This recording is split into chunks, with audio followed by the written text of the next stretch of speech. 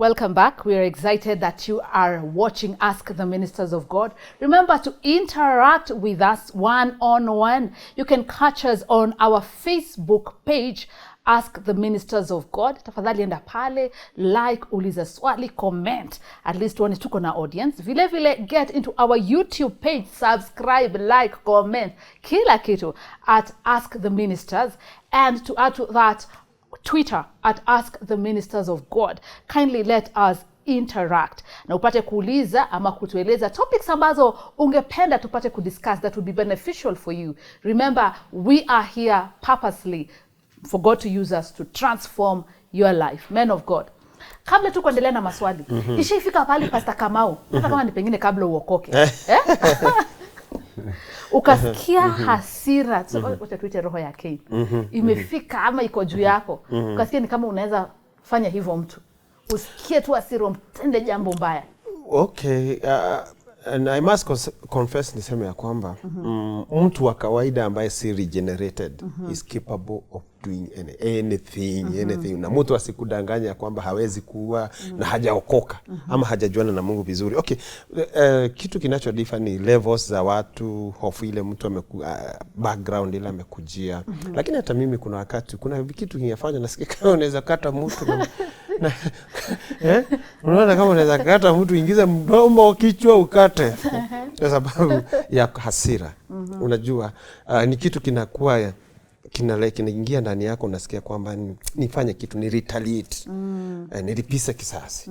So mambo kama hayo yali cross wakati ule, japokuwa haiko imefika that. Kwa unajua kuna levels tu bado as ukiendelea tu kukaa kwa hilo, kwa hayo mawazo, because kama vile Biblia inatuambia kwamba mawazo kama haya yanapoingia ndani yako, unayapatia nafasi, yanaenda yanazaa.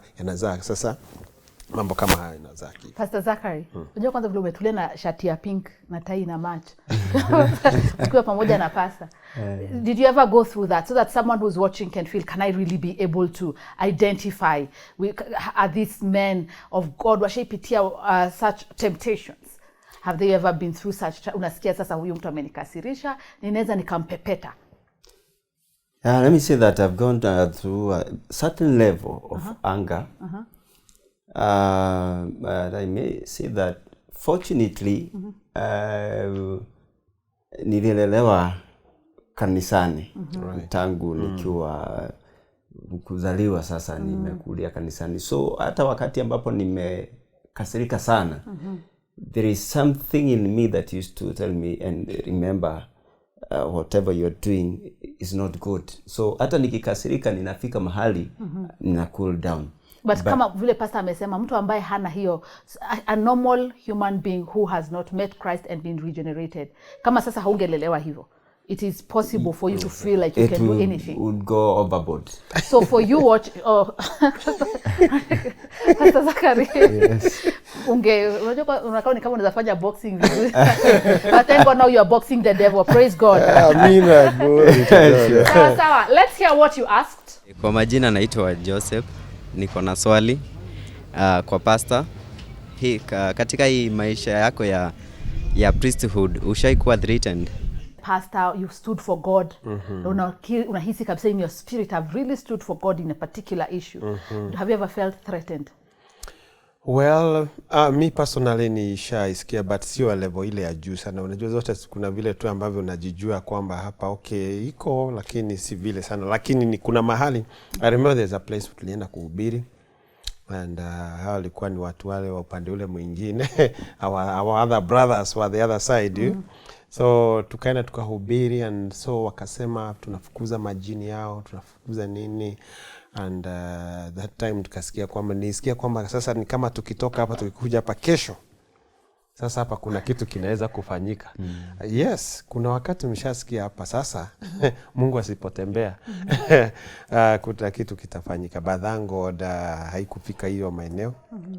Lakini at one time I must say, unaweza kuwa umehubiri mahali ama unasema kitu ambacho unajua kimekata cross mambo mingi, lakini sio hiyo level ya kufikia kwamba mtu anaweza hata kuja kuwa. Isipokuwa kama hiyo ya tulihubiri katika maeneo ya hawa watu wengine. Kwa sababu tulikuwa right in the middle of their vicinity, territory. Tulipigwa na mawe sana. Exactly. Na hepa mawe.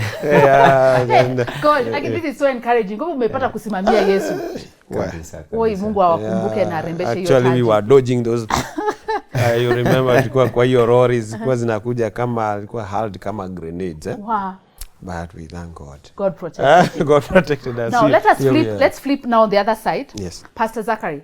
Now we've talked about being threatened by maybe from one maybe religion to another. But now we are in the same religion. I won't call it religion.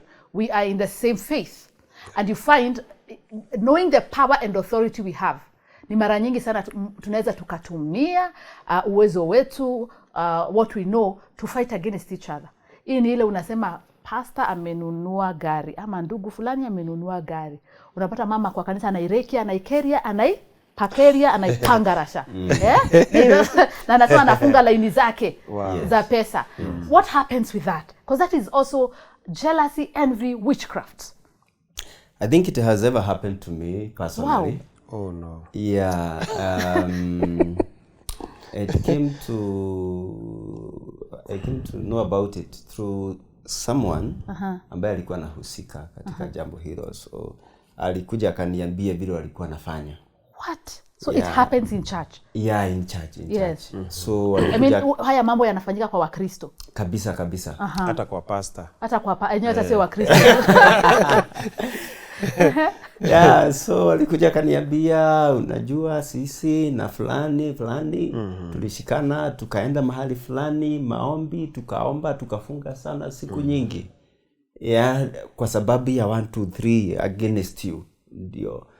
But fortunately Mungu akanitetea, he dealt with them. So moja ikabidi akuja niambie ndio niweza kuwasamehe. Oh my gosh. Yeah, so it happens. And it's wrong. And it is wrong. That is spiritual witchcraft. Hey, Pastor Kamau, mtu tu anasema sasa mimi niko na pastor mmoja anahubiri kwa Church Without Walls, anaamua sasa lazima afunge hiyo line, sitaki kusikia Pastor Zachary lead worship ama akiendelea kwa njia fulani na nataka kuomba against. That's wrong. Yeah, it's wrong. I remember one day tukiwa tu tumekaa tu kanisani and then I was called. Okay, thank God kwetu kuna senior pastor na hivyo, so nikakuja nikaitwa na mtu mmoja. Kaitwa na senior pastor akaniambia, you come around, are you around, man of God? Hey, yeah, just come.